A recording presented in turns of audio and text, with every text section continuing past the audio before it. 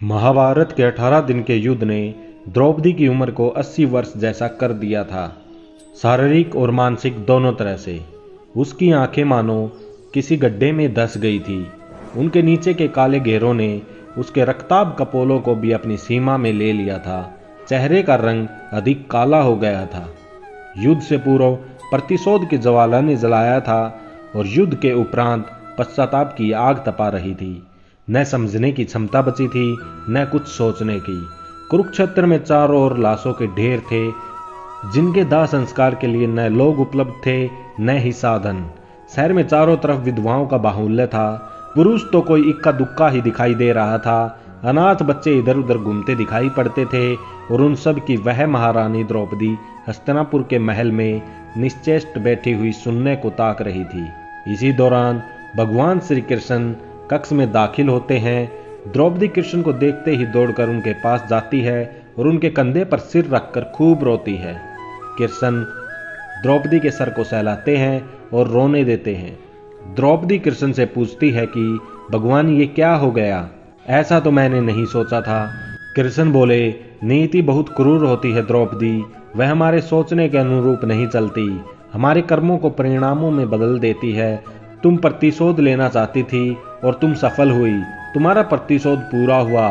सिर्फ दुर्योधन और दुशासन ही नहीं, अपितु सभी कौरव समाप्त हो गए। तुम्हें तो प्रसन्न होना चाहिए। द्रौपदी बोली, भगवान आप मेरे घावों को सहलाने आए हो या उन पर नमक छिड़कने? कृष्ण ने कहा, नहीं द्रौपदी, मैं तो तुम्हें वास्तविकता से अवगत कराने के लिए आया हूँ। हमारे कर्मों के परिणाम को हम दूर तक नहीं देख पाते हैं और जब वे समक्ष होते हैं तो हमारे हाथ में कुछ नहीं बचता है। द्रौपदी ने पूछा कि क्या युद्ध के लिए पूर्ण रूप से मैं ही उत्तरदायी हूँ? कृष्ण बोले, नहीं द्रौपदी, तुम स्वयं को इतना महत्वपूर्ण मत समझो, लेकिन तुम अपने कर्मों में थोड़ी सी भी दूरदर्शिता रखती तो स्वयं इतना कष्ट कभी नहीं होता।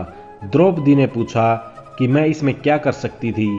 तो कृष्ण जी ने उत्तर दिया कि जब तुम्हारा स्वयंवर हुआ तब तुम कर्ण को अपमानित नहीं करती और उसे प्रतियोगिता में भाग लेने का एक अवसर देती तो शायद परिणाम कुछ और होते।